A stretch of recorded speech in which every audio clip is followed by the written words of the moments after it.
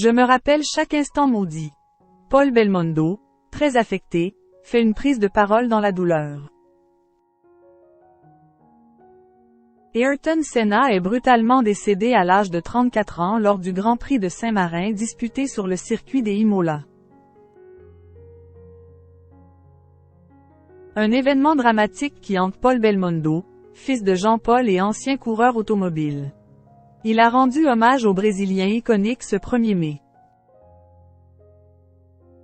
Pour Paul Belmondo, le 1er mai n'est pas la fête du travail, de la lutte pour les acquis sociaux ou encore celle du muguet et des fleurs de printemps.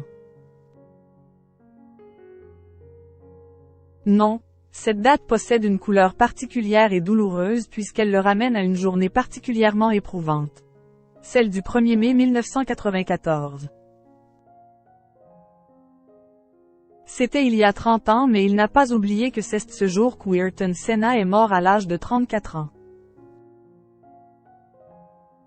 Lors de la 3e course de la saison 1994, le Grand Prix de Saint-Marin disputé sur le circuit des Imola, alors qu'il est en tête de la course, au 7e tour, le Brésilien est victime d'un accident mortel dans la courbe de Tamburello.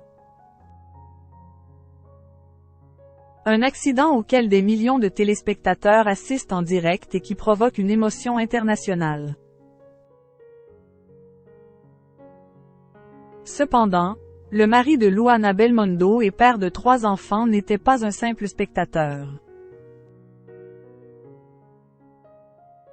Lui-même pilote automobile à succès, le grand ami d'Anthony Delon n'était pas présent ce jour puisqu'il était forfait volontaire, mais avait suivi de près la compétition menée par Ayrton Senna, de 3 ans son aîné. Sur Instagram, le fils de Jean-Paul Belmondo écrit: « Je n'oublierai jamais ce week-end du Grand Prix des Imola dont je me rappelle chaque instant. Ce maudit week-end auquel j'ai participé il y a 30 ans restera mon pire souvenir de F1. Pour moi le 1er mai n'est pas la fête du muguet mais la mort de Ayrton Senna. »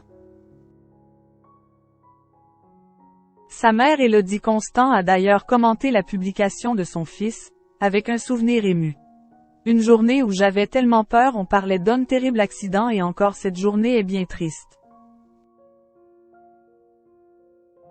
L'an dernier, l'émotion était également présente pour Paul Belmondo qui avait rendu hommage au pilote Senna ainsi qu'à Roland Ratzenberger, décédé la veille.